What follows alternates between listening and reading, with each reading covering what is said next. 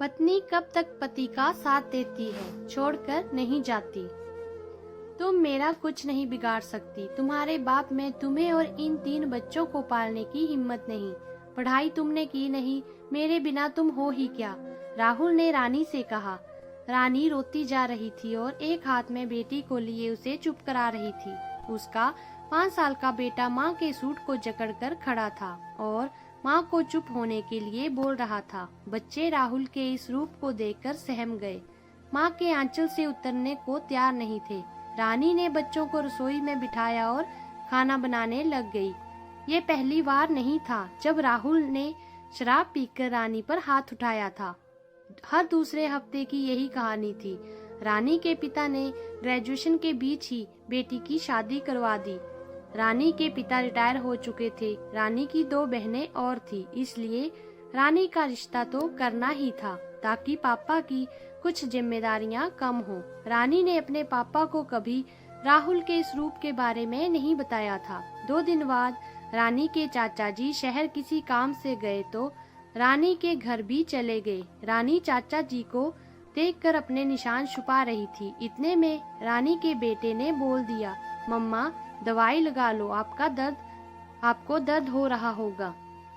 चाचा जी समझ गए पर कुछ बोले नहीं क्योंकि राहुल भी वहीं बैठा था। चाचा जी के जाने के बाद राहुल बेटे को मारने लगा। रानी ने बीच बचाव करके उसे बचाया। माफ कर दो, बच्चा है, अब नहीं बोलेगा। राहुल ने रानी और उसके बेटे को घर से बाहर निकाल दिया। पूरी रात दोनों माँ बेटा बाहर खड़े रोते रहे और दोनों बेटियां अंदर। राहुल तो फिर शराब पीकर नशे में धुत हो गया। रानी के पड़ोसी आए, उन्होंने दरवाजा तोड़ा। बच्चियां रो रो कर बेसुध पड़ी थी। राहुल नशे में धुत पड़ा था। रानी अपनी बेबसी पर रोई नहीं। उसने पानी की बाल्टी लेकर राहुल के ऊपर डाल दी। वो तिलमिलाकर उठा और रानी को मारने दौड़ा। रानी में जैसे कोई ताकत आ गई हो। वैसे भी माँ अपने बच्चों के लिए तो खून तक भी कर सकती है। रानी ने उसे धक्का दिया, अपनी बेटियों को संभाला, दूसरे कमरे में खुद को बंद कर लिया। राहुल अब भी नशे में था। नशे में वही रट शुरू, मेरे बिना तुम हो ही क्या, भूखे मरोगे। रानी चिल्लाई, भूखे मर जाएं सह लूंगी, तुम्हारे हाथों से नहीं मरने दूंगी। राहुल के उठने से पहले ही रानी बच्चों को लेकर अपने पिताजी के घर चली गई। चाचा जी तो पहले ही रानी के हाल बता चुके थे। वो अपने पिताजी के गले मिलकर खूब रोई। रानी ने के पिताजी, बेटा मुझे माफ कर दे, कितने सालों से सह रही हो ये सब, बस अब और नहीं। मैं गरीब जरूर हूँ पर अपनी बेटी को यूं रोज मरने के लिए नहीं छोड़ सकता। राहुल सुबह चाय के लिए चिल्लाने लगा। जब देखा कि आवाज नहीं आ रही है तो पता चला बच्चे और रानी नहीं है। रानी के घर पहुंचकर दरवाजे से चिल्लाने लगा, अब कभी वापिस मत आना, तेरी जैसी मुझे बहुत मिलेंगी, तू मेरे बिना है ही क्या। रानी ने पिताजी को हाथ पकड़कर रोक लिया। पापा से उसे बोलने दो, उसे कोई जवाब मत देना, खुद ही चला जाएगा। राहुल चला गया तिलमिलाता हुआ।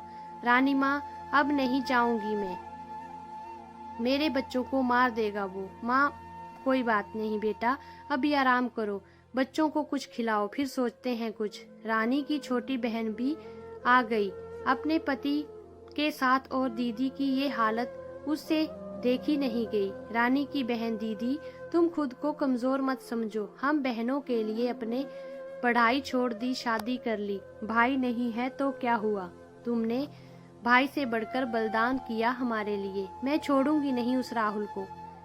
रानी की बहन और उसके पति ने वुमेन कोर्ट में केस डाला और राहुल मजबूर हो गया बच्चों का खर्चा देने के लिए। हर महीने उसे पैसे भी भेजने पड़ते और वो खाने तक का मोहताज हो गया। बिना औरत वाले घर में कोई काम करने को तैयार नहीं हुई। कोई 1-2 आई भी तो राहुल की शराब की आदत का सुनकर फिर दोबारा नहीं आई।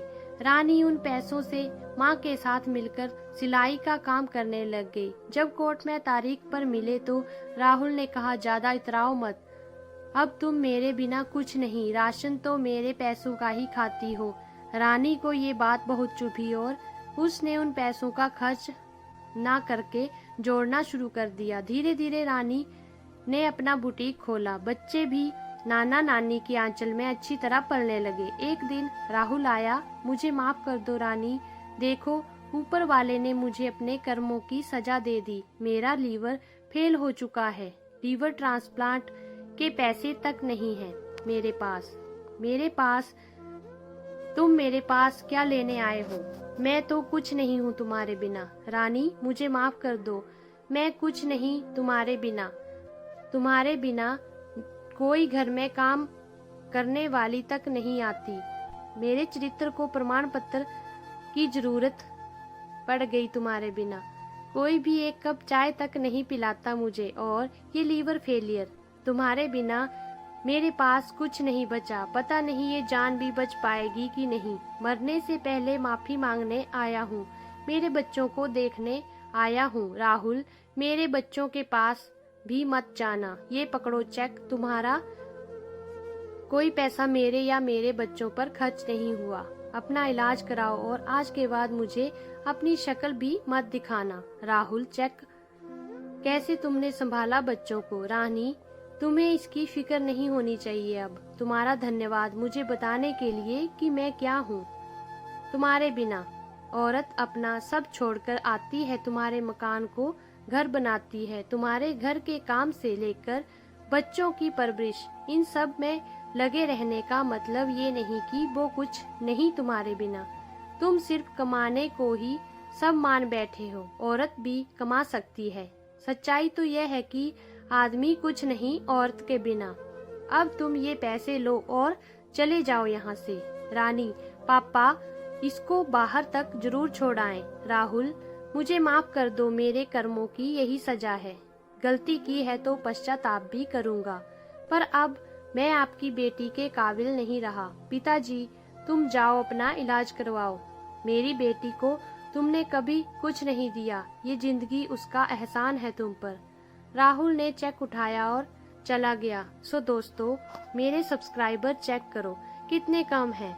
एक रिक्वेस्ट है कि वीडियो बनाने में बहुत ज़्यादा समय लगता है। अगर आपको हमारी वीडियो अच्छी लगती है तो हमारे चैनल को सब्सक्राइब जरूर कर लिया करो। इस वीडियो से हमें ये शिक्षा मिलती है कि हम किसी का दिल दुखाकर खुश नहीं रह सकते। पति पत्नी उन पहियों की तरह होते हैं जो साथ में चले तभी गृहस्थी की गाड़ी चल सकती है।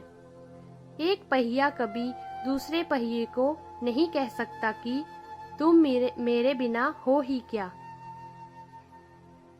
वीडियो में हमारे साथ यहाँ तक बने रहने के लिए आपका बहुत बहुत धन्यवाद। जय श्री कृष्ण।